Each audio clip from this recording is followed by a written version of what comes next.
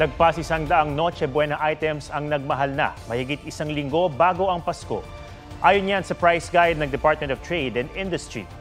Bumaba naman ang presyo ng ilang brand ng mayonnaise, macaroni, pasta at all-purpose cream, habang may ibang hindi pa nagbago ang presyo. Sa ilang palengke naman, tumaas ng 10 piso kada kilo ang presyo ng karneng baboy at manok. Kahit may mga bagyo at banta ng African swine fever, sapat naman daw ang supply ng agricultural products na sangkap pang Noche Buena ayon sa Department of Agriculture. Bagong silang na sanggol ang inilalako online ng sariling ina sa Taguig. Ang pagkakaaresto sa kanya matapos mabisto sa report ni Chino Gaston. Bitbit ang 13 araw na gulang na sanggol, inaresto ng mga operatiba ng PNP Women and Children's Protection Center ang nanay na ito sa lungsod ng Taguig.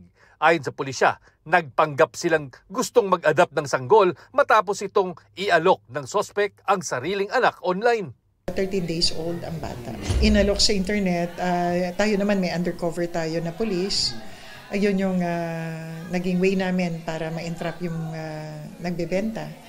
Dahil sa nabistong pagbebenta ng anak, nahaharap ang sospek sa paglabag sa RA 7610 o ang Child Abuse Law at Human Trafficking. Payo ng PNP sa mga gustong magpaampon ng anak. Actually, dinidiscourage nga natin talaga na mag-end up sila dito sa illegal adoption. Kasi sabi nga ng DSWD, medyo inis na nila yung process to adopt a child. Sa datos ng PNP Women's and Children's Protection Center, 22 social media sites ang nag-aalok ng illegal adoption. Napatanggal na raw ng PNP ang ilan, bagamat may mga nag-ooperate pa rin na binabantayan ngayon ng pulisya.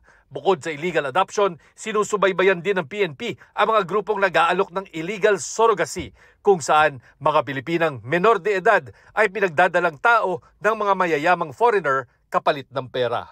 Chino Gaston nagbabalita para sa GMA Integrated News.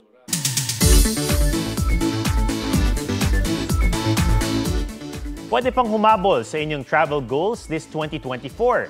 Pamundok at magtampisaw sa Combo Adventure sa Zambales sa report ni Rafi Tima.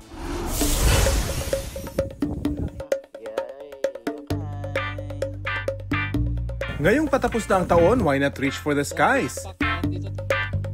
Isama na sa inyong travel goals ang bundok na matatagpuan sa bayan ng Cabangan sa Zambales, ang Mount Mariglem. Sa taas na 573 meters above sea level, aabuti ng 2 hanggang 3 oras bago marating ang tuktok o summit. Isa sa mga kakaibang katangian ng Mount Mariglem ay ang pagiging open trail nito. Dahil sa limitadong lilim, malakas ang tama ng araw kaya't mahalagang magsimula ng maaga para maiwasan ang matinding tirik ng araw sa trail. Tiyak na mapapawi naman ang pagod kapag narating ang summit. Sasalubungin ka ng panoramic view ng Zambales. Pero ang tuktok ng Mariglem ay simula pa lang ng adventure. Dahil pababa ng campsite, may madaraan ng 3 ilog na tila gantipan ng kapalit ng iyong pagod at pawis. Pwede rin magtampisaw para magpa-cool down. Bukod sa malinaw na tubig, ramdam mo ang kakaibang lamig na nagbibigay ginhawa pagkatapos ng matagal na pag-akyat. Combo Adventure at its peak. Rafi Tima nagbabalita para sa GMA Integrated News. Huwag magpahuli sa mga balitang dapat niyong malaman. Mag-subscribe na sa GMA Integrated News sa YouTube.